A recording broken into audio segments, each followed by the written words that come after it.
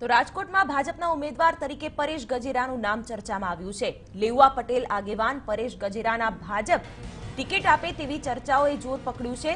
Patidar vote bank અંકે કરવા ભાજપ આ રણનીતિ અપનાવવાનું હોવાની ચર્ચા પણ થઈ રહી છે। ત્યારે જો પરેશ ગજેરાએ આ અંગે તેમને કોઈ ખ્યાલ ન હોવાની સ્પષ્ટતા કરી, સાથે જ કહ્યું કે સારા લોકોની રાજકારણમાં જરૂર છે।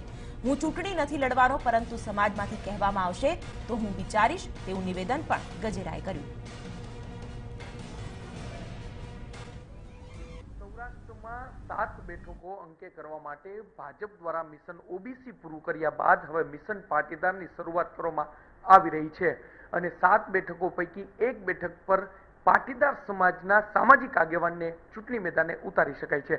આપણી સાથે છે ખોડલધામના પૂર્વ પ્રમુખ અને લેઉવા પટેલ સમાજના અગ્રણી પરેશભાઈ ગજેરા, તેની સાથે વાત કરીશું।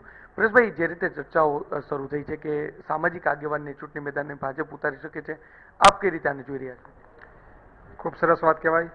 હું ડે વનથી પહેલેથી કહેતો આવું છું કે સારા લોકોને રાજકારણમાં આવવું જોઈએ, સારા લોકોને પોલિટિકલ ફિલ્ડમાં આવવું જોઈએ। સારા લોકો આવશે, સમાજના લોકોના, સિટીના, જિલ્લાના અને આખા ગુજરાતના સારા કામ કરે તો અત્યારે પોલિટિક્સની તાતી જરૂર છે અને કોઈ પણ સમાજના સામાજિક આગેવાન જો પોલિટિક્સમાં આવે, રાજકારણમાં આવે, ચૂંટણી લડે તો ખૂબ સારી બાબત કહેવાય। અને ત્યારે પણ મેં કીધું હતું કે કોઈ પણ સારા માણસો આવે અને સારા લોકોને ટિકિટ આપે તો જરૂરથી અમે બધા સપોર્ટ કરીશું। પરેશભાઈ, આપના નામની પણ ચર્ચા થઈ રહી છે, કઈ રીતે જુઓ છો આપ? આમ તો થોડા દિવસો પહેલાં એક પોસ્ટર વાયરલ થયું હતું અમરેલીનું, ત્યારે પણ મેં કીધું હતું કે હજી કોઈ કાંઈ ફાઇનલાઇઝ નથી।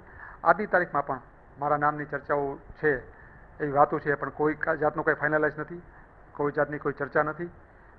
સંભાવ ક્યાંકથી કોઈ લોકોની ઈચ્છા હોય, કોઈ અંગત મિત્રોની ઈચ્છા હોય અને આ બધું ચાલતું હોય તો મને ખબર નથી। પરેશભાઈ ચૂંટણી લડવા માટે તૈયાર છે, શું કહેશો? પરેશભાઈની ઈચ્છા છે? મેં ત્યારે પણ એમ કીધું હતું કે મારે નજીકના ભવિષ્યમાં કોઈ ચૂંટણી લડવી નથી અને હું અત્યારે પણ એમ જ કહું છું, પણ સંજોગો ક્યારે કેવા ઊભા થાય છે, કેવા લોકો કે છે, સમાજમાંથી કેવું પ્રેશર આવે છે, એના ઉપર સમય નક્કી કરશે એવું હું ચોક્કસ કહીશ। કોઈ સામાજિક અગ્રણી છે તે ચૂંટણી મેદાનમાં આવતું હોય છે તો સમાજને શું ફાયદો થતો હોય છે, શું માનો છો આપ?